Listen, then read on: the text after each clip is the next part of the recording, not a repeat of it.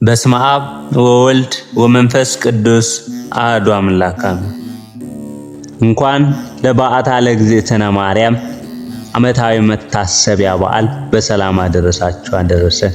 በዓታ ለእግዝእትነ ማርያም ከነገደ ይሁዳ የሚወለድ ቅዱስ ኢያቄም የሚባል ደግ ሰው ከነገደ ሌዊ የተወለደች ሐና የምትባል ደግ ሴት አግብቶ በሕጉ ጸንተው በሥርዓቱ ተጠብቀው ይኖሩ ነበር። ነገር ግን በዘመኑ ሰዎች ልጅ የላችሁም በሚል ይናቁ ነበር። ኦሪታውያን ልጅ የሌለውን ፍጡአ በረከት ከጸጋ እግዚአብሔር የራቀ ነው ብለው ያምኑ ስለነበር ኢያቄምና ሐና ልጅ እንዲሰጣቸው ሲያዝኑ ሲጸልዩ ዘመናቸው አልፎ አረጁ። እነርሱ ግን የሚያመልኩት የአብርሃምና ሳራን አምላክ ነውና ተስፋ አልቆረጡም ነበር። የለመኑትን የማይነሳ ጌታ በስተርጅናቸው ድንቅ ነገርን አደረገላቸው። አንድ ቀን እርግቦች ከጫጩቶቻቸው ጋር ሲጫወቱ የተመለከተች ቅድስት ሐና ፈጽማ አለቀሰች።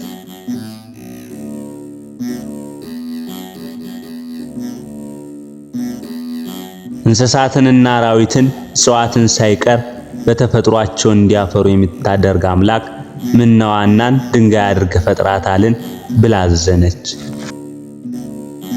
ይህን የተመለከተ ቅዱስ ኢያቄም ወደ ተራራ ወጥቶ ሱባዔ ያዘ።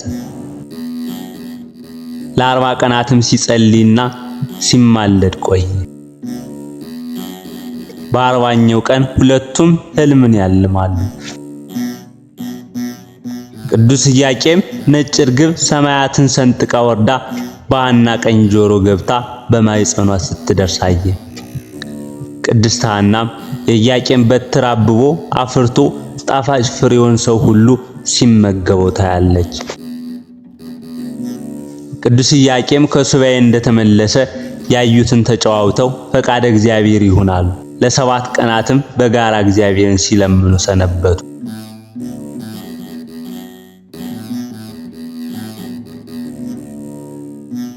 በ7ኛው ቀን መልአከ ብስራት ቅዱስ ገብርኤል ክንፉን እያማታ ወደ እነርሱ ወረደ። ዓለም የሚድንባት የፍጥረት ሁሉ መመኪያ የሆነች ልጅ ተወልዳላችሁ ብሏቸው ተሰወራቸው። እነርሱም ደስ ብሏቸው እግዚአብሔርን አመሰገኑ። እንደ ሥርዓቱ አብረው አድረው እመብርሃን ተጸነሰች። ድንግል ሆይ ኃጢአት ባለበት ሥጋዊ ፍትወት የተጸነስሽ አይደለም እንዳለ ሊቁ፣ ድንግል ሆይ መጸነስሽ ያለ በደል ያለ ጥፋት ነው፣ የተወለድሽበት ማዕፀንም ቅዱስ ነው።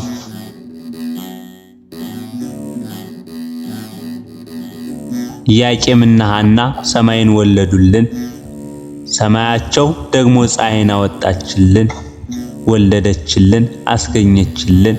የዓለማችን ወላጆች ነቢያት፣ ሐዋርያትን፣ ጻድቃን፣ ሰማዕታትን ወልደው ከብረዋል፣ ተመስግነዋል። ኢያቄምና ሐና ግን ፍጥረት ሁሉ በአንድነት ቢሰበሰብ በእግሯ የረገጠችውን ትቢያ እንኳ መሆን የማይችል የሰማይና የምድር ንግሥት የእግዚአብሔርን እናት እመቤታችን ማርያም ወለዱልን። ኢያቄምና ሐና ለእግዚአብሔር የሥጋዊ አያቶች ተባሉ። ቅዱሳኑ እስኪያረጁ ድረስ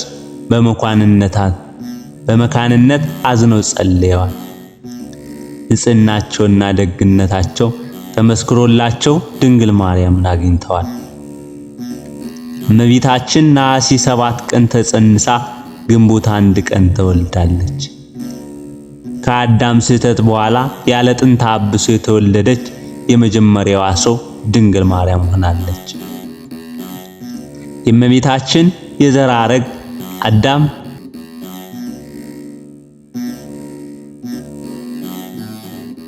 ለጨለማው ዓለም የብርሃን መቅረዝ ሆና ትጠቅመን ዘንድ አንድም ትንቢቱና ምሳሌው ይፈጸም ዘንድ እመቤታችን ቅድስት ድንግል ማርያም በሊባኖስ ተራራ ተወልዳለች።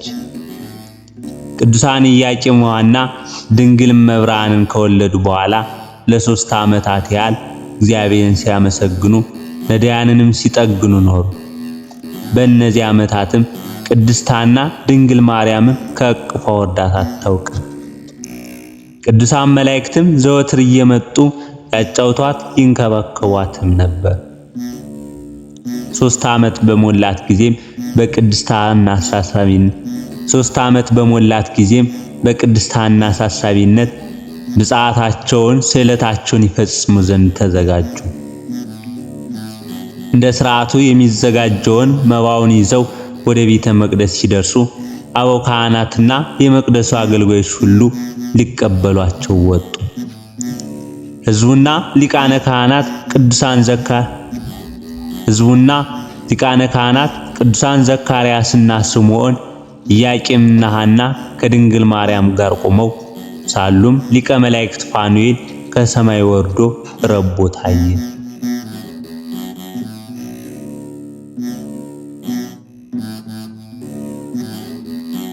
ከቅዱስ ዘካርያስ ጀምሮ ሁሉም ሰው ህብስትና ጽዋውን ለመቀበል ቀረበ። ነገር ግን መልአኩ ከነርሱ ራቀ።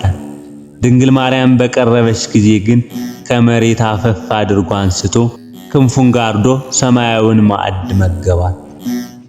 በዚህ ደስ የተሰኙ ካህናትና ሕዝቡ እየዘመሩ በታኅሳስ 3 ቀን ወደ ቤተ መቅደስ አስገብተዋታል። አማናዊት መቅደስ መለኮት ድንግል ማርያም ወደ ኦሪት ቤተ መቅደስ በገባች ዕለት ጸሎታችን እንድትሰማን እንደ ሊቃውንቱ ዘወትር እንለምናት።